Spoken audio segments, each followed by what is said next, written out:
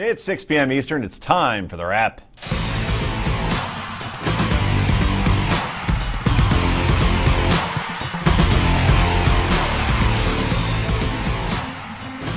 And welcome to the show, everybody. I'm Joe Concha, joined by my co-host and former senatorial campaign manager for Ted Cruz. Really? Is that true? Wow. Forbes columnist Rick Unger is here as always. Oh, it's so not true. Not true. Also, she is one of Philadelphia's top attorneys, and Carly Fiorina's, wow, Thelma to her Louise. Heather Hansen, welcome. And finally, new to the Daily Wrap, but certainly not to Newsmax TV. He's an attorney and also a frequent guest on the great John Lieberman's Live at 5 on Sirius XM Radio. Hey, you got to plug it there. Look at that. And no one knows why she got a plug in there, but we'll have to explain that later in the show. It's time for the Daily Wrap.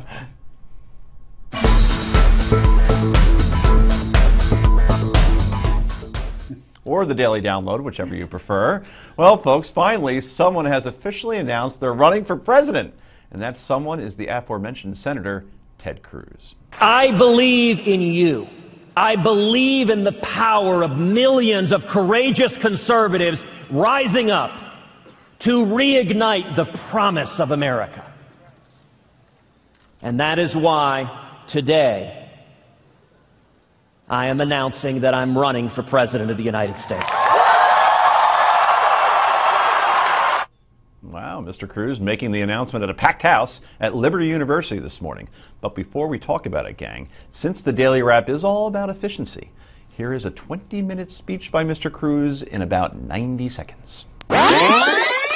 Imagine in 2017, a new president signing legislation repealing every word of Obamacare. Imagine a simple flat tax that lets every American fill out his or her taxes on a postcard.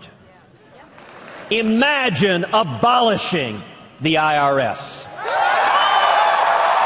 Imagine a president that finally secures the borders. And imagine a legal immigration system that welcomes and celebrates those who come to achieve the American dream. Imagine a federal government that stands for the First Amendment rights of every American. Imagine a federal government that works to defend the sanctity of human life and to uphold the sacrament of marriage. Imagine a federal government that protects the right to keep and bear arms of all law-abiding Americans. Imagine a federal government that protected the privacy rights of every American. Imagine embracing school choice as the civil rights issue of the next generation. Imagine a president who stands unapologetically with the nation of Israel. Imagine a president who says, I will honor the Constitution, and under no circumstances will Iran be allowed to acquire a nuclear weapon. Imagine a president who says we will stand up and defeat radical Islamic terrorism. So I actually had a friend watch the speech today, and he did the Ted Cruz drinking game. Right? And every time he says, imagine, you have to do a shot of Patron tequila. He's dead now. He's dead now, yeah. Yeah. Anyway, there it is, the whole speech. Sure beats sitting there for 20 minutes, that's for sure. Speaking of which, did you see how packed that auditorium was? Well, that event was mandatory for all students, kind of like freshman orientation in English 101. Anyway, Rick Unger, the senator, sure seemed to hit a lot of notes. We know what the bumper sticker will be. Imagine. Yeah. Right? Don't you wish his name was Tom, though? Yeah, I can't help but wonder if he was paying royalties to John Lennon. I was thinking the same thing. It was sort of. I don't know if he's going to do Imagine in the same breath, though, as John Lennon. He makes a good point. It was kind of a combination of John Lennon meets Michelle Bachmann. Look, imagine that he actually announced that he was running for president, like every other person that I could find in the history of our country, by not going to a religious institution to do so. Nobody else has ever done that. And imagine that the first 3 minutes or 4 minutes of the speech, which we didn't really have, did not make me feel, somebody who was not raised Christian, as if he couldn't care less about me.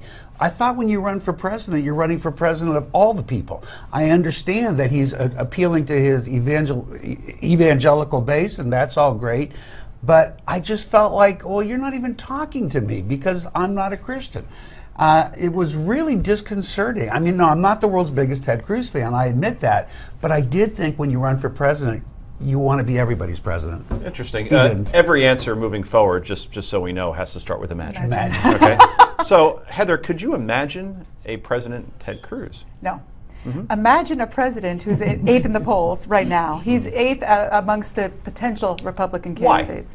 Why? I think a big part of the reason is he's not running on the things people care about. You know, back in October 2014, Wall Street Journal did a poll, now this was some time ago, asking Americans what they care about, and only 8% said Obamacare, and I know we're going to talk about that a little later. That was one of the first things he spoke about, and that was before ISIS really became to the forefront of people's concerns. So I don't think what he is most concerned about are the things that people really care about and that they can invest in and get behind a president for. I just don't see that being the case. Adam, I imagine you have a tremendous answer here as well. Imagine that Rick is not happy that Ted Cruz is running and feels alienated from him. I actually am happy he's running. As a Democrat, it's the best thing that could ever happen to us. There's no surprise here. When you watch this, he's appealing to his base. He played the textbook play here. He went before a base. Everyone's going to scream and yell in support. He's going to go through his litany in the menu checklist. Okay, conservative point 2 and 3. He's going to go down it, and he's playing it safe. And he's going to hope he builds momentum from that. He doesn't care if he's appealing to people that are in the middle, to the left. He's not looking to appeal to you, Rick. Yeah. Not to hurt your feelings, but he's not looking to appeal to you. He's got a sector he's looking to appeal to. He did that. You're supposed to pretend you want to be everybody's president. Even he doesn't if have you to don't. do that yet. He wants to energize his base first. If the base isn't energized, nothing else is energized. You know who he's appealing to, and that is the so-called liberal media.